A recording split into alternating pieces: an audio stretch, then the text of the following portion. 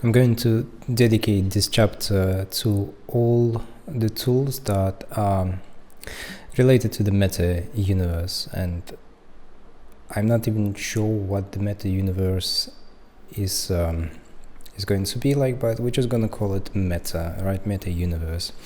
And so this is one of the tools. This is the tool created by Epic Games, the creators of Unreal Engine and some video games. And this is just a test, right? This is just me testing the tool using the model that I've created of Lex. So here we can do some fun things, and you be the judge whether you find this to be disturbing or not, because this is just the beginning, right? This is just the beginning of all the tools that are being in development at the moment as we speak. And with my all of my ranting about some things, about things not being done somehow right, it's still very impressive. I don't want to come off as saying that, or as thinking that this is just not impressive, that this is just rubbish. It's not. Clearly, it's very, very, very impressive. It's just that at the moment, I think there are certain things that could be done differently, but still, in general, this is pretty wild where we've come this far, right? So, as I said, this is you be the judge whether this is disturbing, whether this is cool, fun, artistic, whatever. And keep in mind that with the tools that I've shown, with the techniques that I've shown, and I've tried to I guess highlight all the automatization, right? Not just me being an artist, but I wanted to show the tools that are available for pretty much everyone.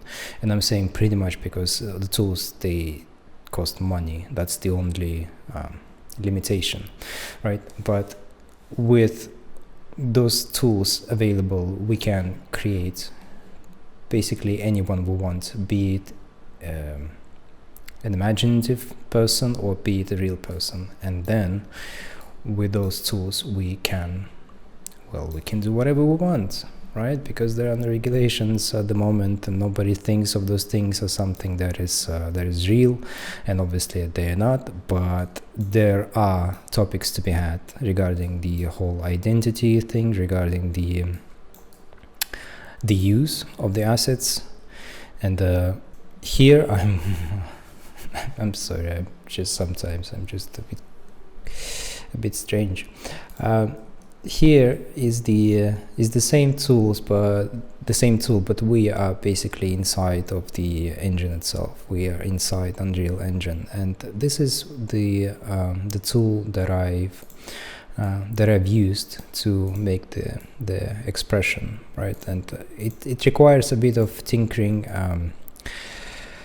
Requires a bit of setting things up, requires a bit of reading, at least on my part. I had to read quite a lot through documentation just to understand how to set up my character in the scene where the presentation takes place. So before Lex was here in this scene, there were two different characters, and there's a little video that they talk to you and explain that they're metahumans and they look really believable, the expressions are working perfectly, etc., etc. So what I wanted to do is basically replace one of those metahumans with a custom one and use the tools in here for the to make the expression, right? So this way I can take any character that I create, anything that I create, and I can put it in here and make a custom shape. So for sculpting, for example, or creating digital sculpture, this can be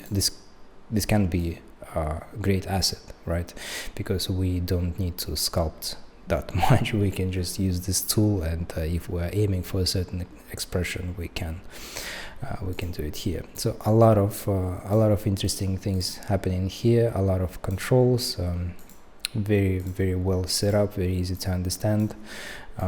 So we will talk about all of well, not all of this, but we're going to talk about the setting things up, and then I'm going to demonstrate the process of making of the expression itself. So this chapter is going to be all about those meta, quote-unquote meta tools.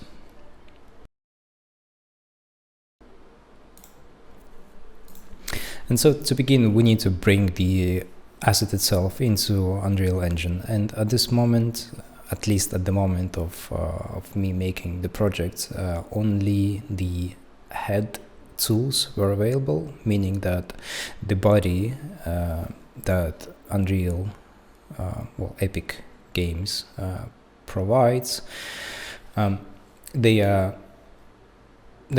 aren't custom. They're just a few variations of the same body. So the only thing that we can do in terms of customization is the head itself. So we can either use the model that we create, which is the case in this instance, but we can also use our own heads if we 3D scan them, and we can 3D scan any face, including our own faces, using the mobile phone. That's it. There are some apps that allow you to do that, and one of the apps that I tried, it costs you $1 to upload it to the cloud, and then you grab it and off you go. You can do whatever you want with it, and one thing that you can do with it is set it up in Unreal Engine, which Unreal, by the way, is free of charge. You can make a video game in there, you can make anything in there, quite literally, now that they have character build up inside.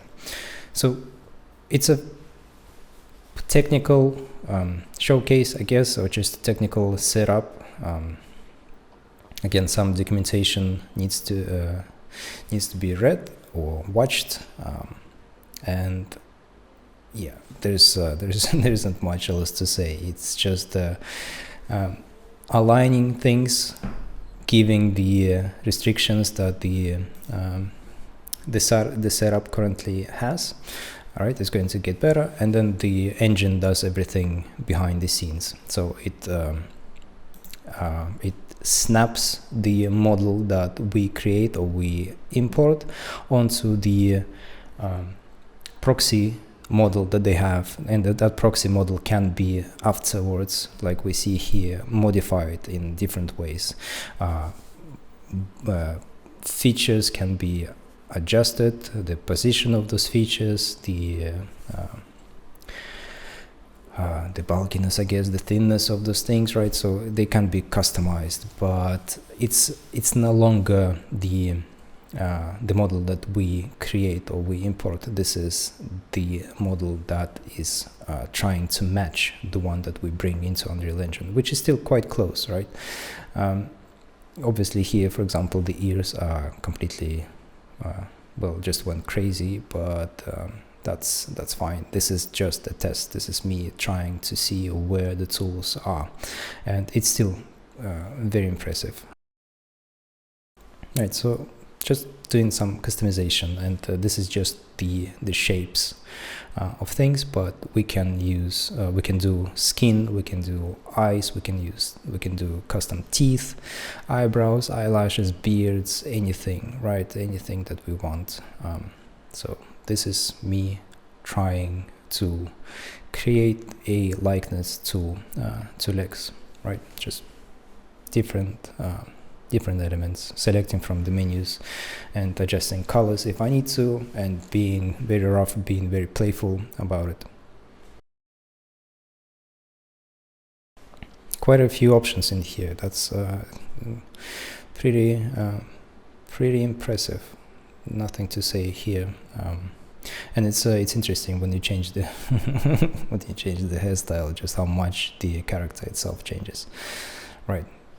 Almost different people with different color, different hair. So it just goes to show, I guess, it goes to say how much those things really affect the way we look and the way we, I guess, come off to other people. And those are the expressions. Those are built in. Once you set everything up, you can choose, or just you not choose, but you can see how it looks, right, with all the expressions. So angry, happy, weird looking, sad, crying, those kind of things. So everything is now available inside of those tools.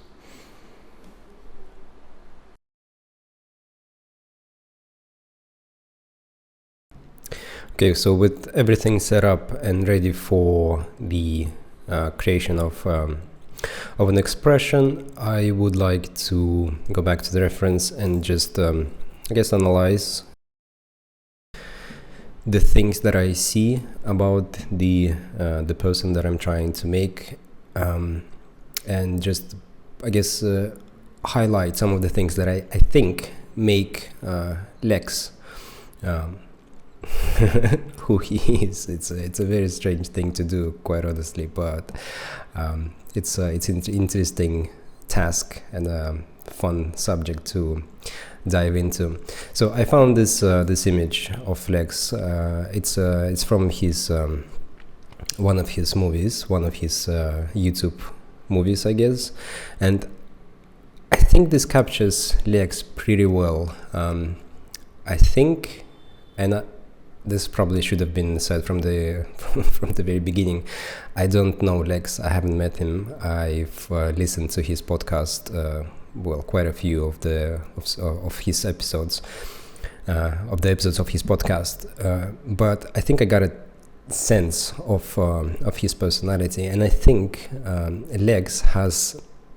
I don't want to say he hides something, but I think he protects something that is inside, and I think he has quite a bit of sadness in him, and I think, like I said, this image shows it pretty well. It's not the kind of sorrow sadness. I'm talking about something else. It probably won't be possible for me to explain at the top of my head what I mean, but I think this image shows it pretty well. The thing about it, though, is that I don't really want the character that I'm making to have this expression one-to-one. I definitely don't want it to look sad, like this kind of sad, right? I just want to capture some of it. But anyway, if we go through the elements, I guess that create the head, create the face, and make it unique. I would say the first thing that stands out to me personally are the wrinkles here on the forehead. So those are the ones, right? So we can see it here, we can see it here. So some of them here. So I think it's a good way to start. I would try to capture some of that, right? The other thing that I've noticed is the lower eyelids. They're quite pronounced. They're not baggy, but there's something about the eyes that are, he's squinting almost, right? So something in here, for example. This very good expression as well. I think this captures Les quite nicely, even though it's a profile. There is a smirk. There's something about him that is also quite cheeky, I believe. So close to this. So yeah, I will try first of all capture this and the eyes and the whole expression in the eyes, and see where this will lead me. And if anything, if I don't really capture it as well as I want to, I can always do it inside of ZBrush. I can finish it off inside of ZBrush.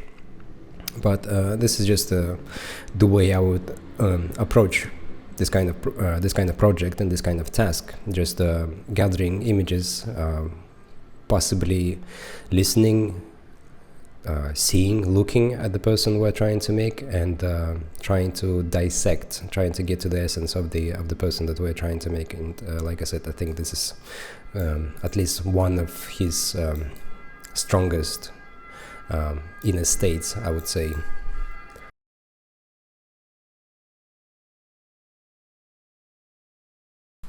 So this is the process itself. Because the expression is so subtle, I don't want to do